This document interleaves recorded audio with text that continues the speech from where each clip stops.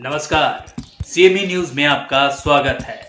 दोस्तों, Hindi TV industry के superstar actor और भोजपुरी सिंगर अभय प्रताप सिंह का नया गाना रिलीज हो चुका है। यह गाना विराज म्यूजिक पर रिलीज हुआ है और रिलीज होते ही यूट्यूब पर छा गया है। लोग इसे ताबड़तोड़ देख रहे हैं और लाइक्स कर रहे हैं।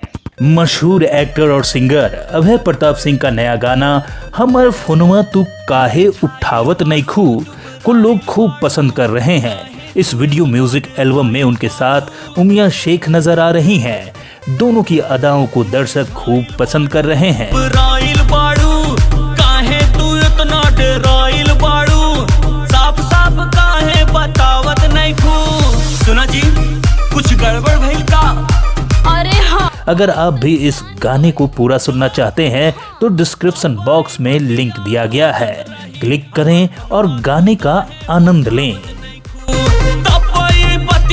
सोचत रही हमर फोनवा तू काहे उठावत नइखू। दोस्तों, अभय प्रताप सिंह ने एक्टिंग में तो अपना लोहा मनवाया ही है, अब सिंगिंग की दुनिया में भी अपना जलवा बिखेर रहे हैं। आपको हमारा यह वीडियो कैसा लगा कमेंट कर जरूर बताएं और हाँ, हमारे चैनल को सब्सक्राइब करना न भूलें।